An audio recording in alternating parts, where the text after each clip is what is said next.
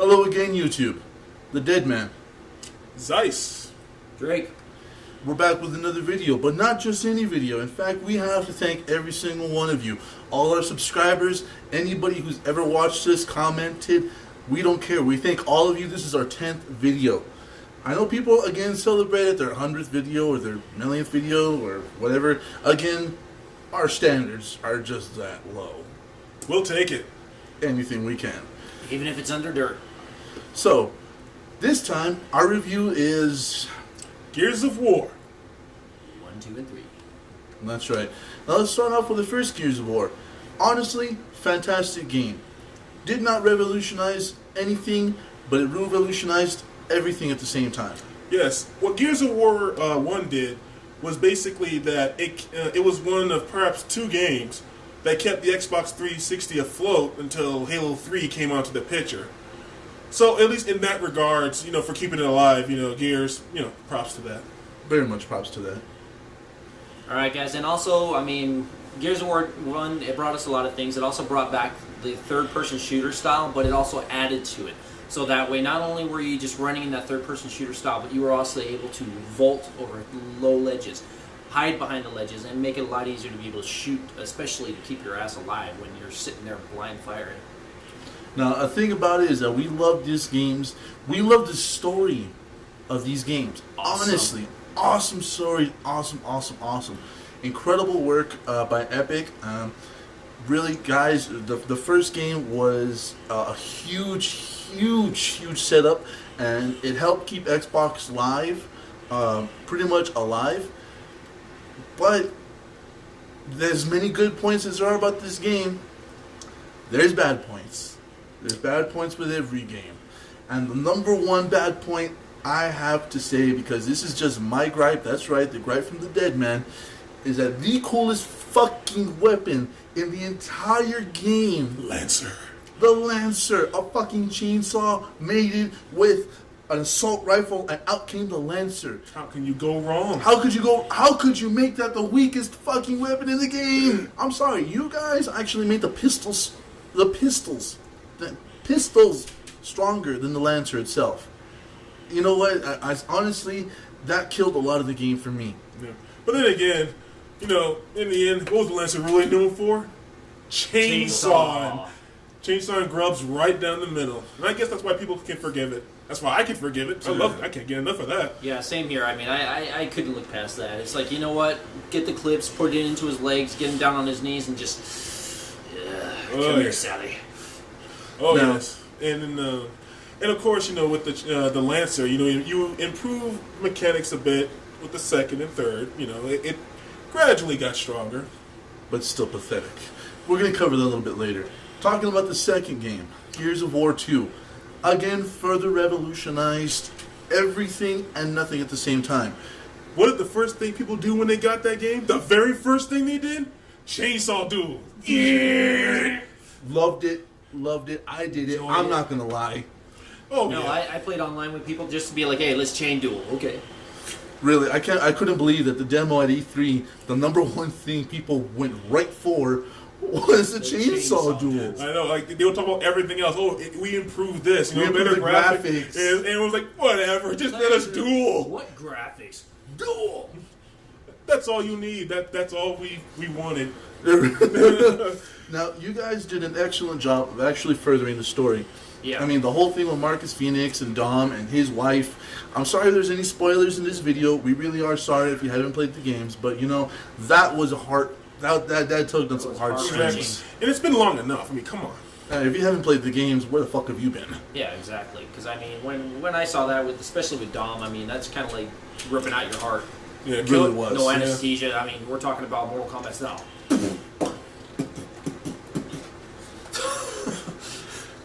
Yeah, it really got you. It really got you. And Yeah. the whole thing about, going underground, fighting the grubs, and, trying to add even more aspects, to the game itself. But there's a big problem with the second game in the fact that you guys didn't update any mechanics. Yeah, okay, you tweaked a couple of things here and there. But, this is still the same one-button press for all of your actions, it gets a little redundant, guys. And let's face it, you guys have to clean up that cover system a little bit better. I mean, if I'm going to try to advance and I dart to the other side of it instead of going forward, that's a little annoying. Yeah, sometimes one button being your pretty much your universal button, universal action button, can really hamper you. And and we all died because we wanted to do one thing, but because that button, because the button would unfortunately do another when you didn't want to do that. And don't lie, everybody did. Don't try to exclude yourself. We include ourselves. We're the reviewers. Yeah. So now, moving on to the third game. That's right, the latest installment. Love it. The ones that actually, once again, crashed an Xbox server. Yes. Yes, it did. Believe it or not, read the news. Exactly. Gears is just that awesome. Yeah. But, once again, you guys failed at the Lancer.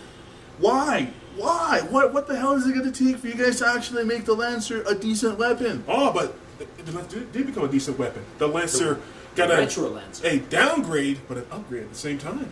God, I mean, I had to sacrifice accuracy and control to actually get a little power? For power. And what power? I mean, that assault rifle could take down, you mean less than a berserker? Damn. Pretty much. Oh, God, I mean, honestly... But the thing is, one thing that kind of confused me with the story about the third one is that the Lambert was introduced in the second one.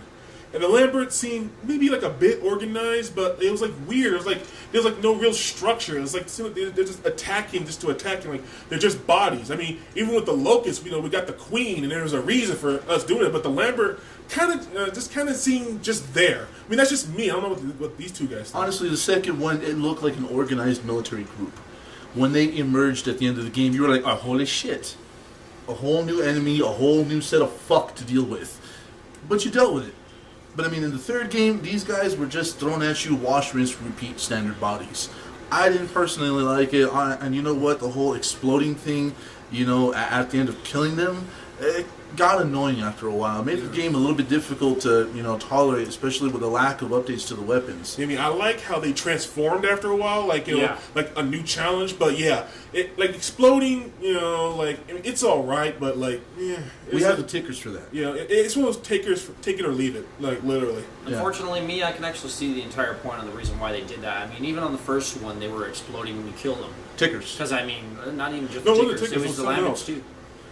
Some of the laments actually did explode because, their body isn't a regular chemical. Plus, considering the fact of how they explained it on the third one. Parasite. Yeah. And it kind of, anyways. Trying to pass itself from not only the host that it was in, but also trying to get the other hosts as well nearby, which is why I understood it.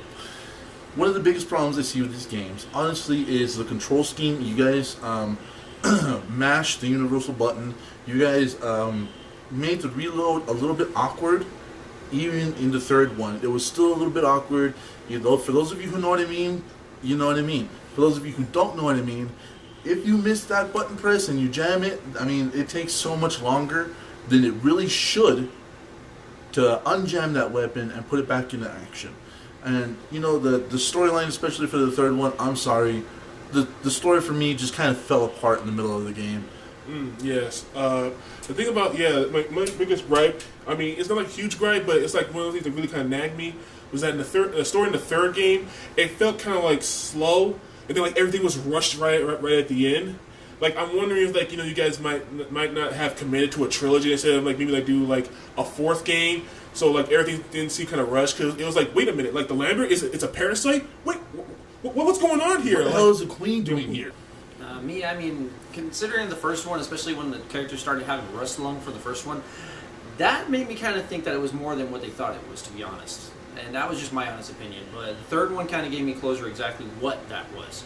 Because, there can't be a good side without having a bad side of it, of course. But anyways, one of the biggest gripes ever in video games is making weapons too weak.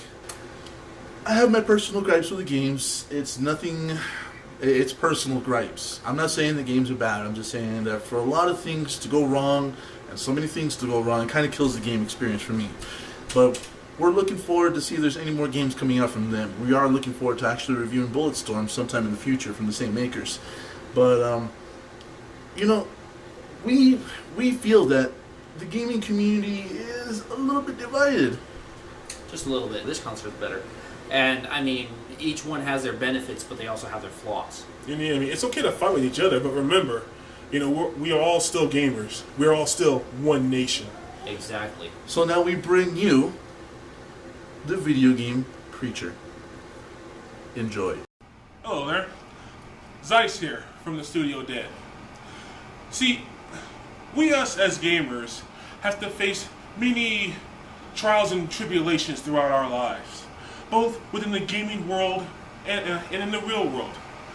In the real world, people tend to look down upon us. Politicians will say that,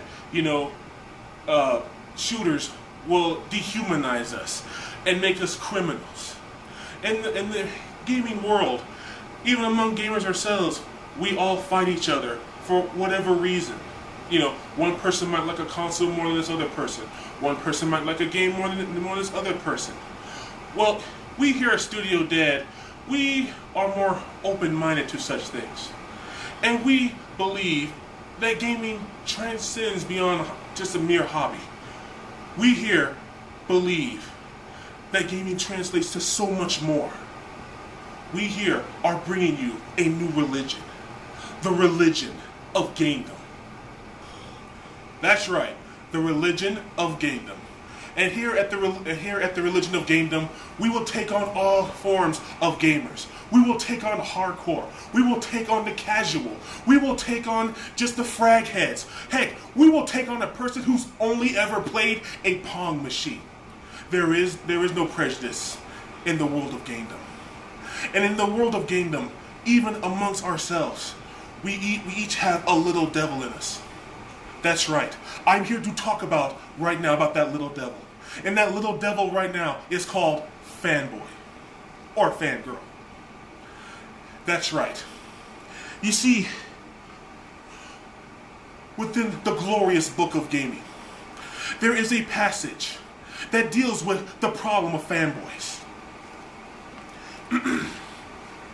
Please bear with me, my gaming brothers and sisters, as I read from you these holy words.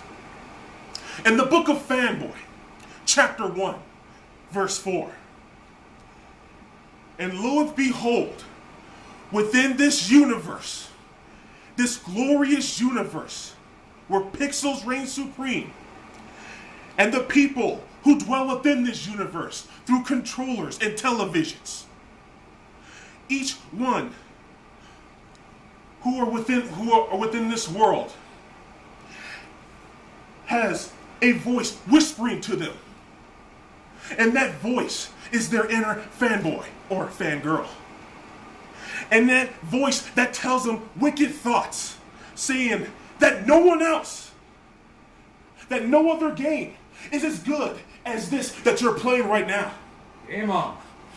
That no other form of method of playing this game is as good as how you do it. That's right, brothers and sisters.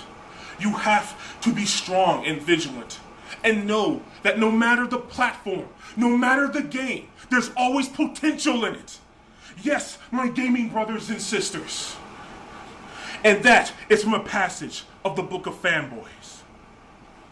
Game on. Yes.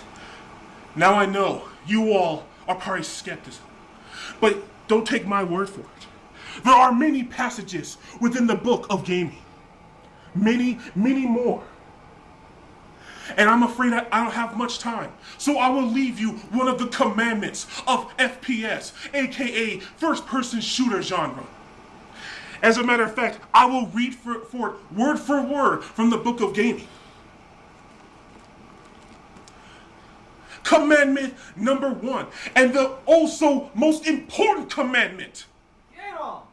Thou shalt not camp. Game on.